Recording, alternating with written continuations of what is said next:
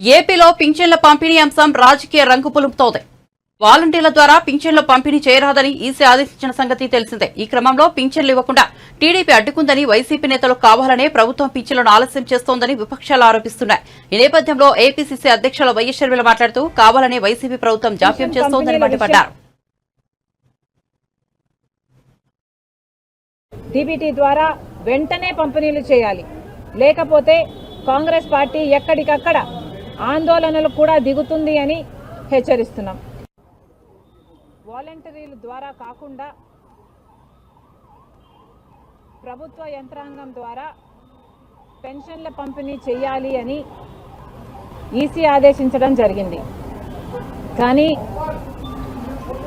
ఆంధ్ర ప్రభుత్వానికి సహకారం అందిస్తూ అధికారులు పెన్షన్ పంపిణీలు చేసే విషయంలో కావాలనే జాప్యం చేస్తే అది ప్రతిపక్ష పార్టీలకు హాని చేస్తుంది, వైసీపీకి మేలు చేస్తుంది. కాబట్టి దీంట్లో ఒక కుట్ర కోణం ఉంది అని కాంగ్రెస్ పార్టీ ఆరోపణ చేస్తుంది. నేను సిఎస్ గారితో మాట్లాడడం జరిగింది. కాంగ్రెస్ పార్టీ చీఫ్ తరఫున, కాంగ్రెస్ పార్టీ చీఫ్గా సిఎస్ గారు చెప్పిన విషయము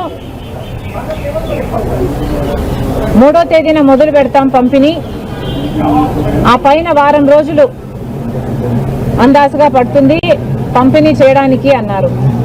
అంటే పెన్షన్ అందుకోవడానికి 10 రోజులు వేచి ఉండాల్సిన పరిస్థితి వస్తుంది. ఇది భావ్యమేనా అని సిఎస్ గారిని ప్రశ్నిస్తున్నాం. ప్రభుత్వానికి మేలు చేయడం కాకపోతే ఇది ఏమిటి అని అడుగుతున్నాం.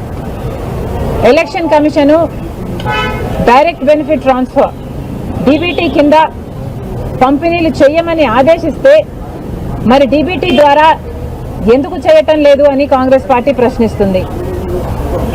అసలు డిజిటల్ పేమెంట్స్ ద్వారా, ఆన్లైన్ ద్వారా ఒక రోజులో పంపిణీ చేయగలిగినప్పుడు మీరు 10 రోజులు టైం పడుతుంది అని ఎందుకు చెప్తున్నట్టు?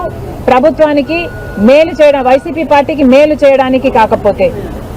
కాబట్టి కాంగ్రెస్ పార్టీ సీరియస్గా డిమాండ్ చేస్తుంది పెన్షన్ పంపిణీల విషయంలో సిఎస్ గారు చొరవ తీసుకోవాలి, డీబీటీ ద్వారా వెంటనే పంపిణీలు చేయాలి, లేకపోతే కాంగ్రెస్ పార్టీ ఎక్కడికక్కడ ఆందోళనలు కూడా దిగుతుంది అని హెచ్చరిస్తున్నాం.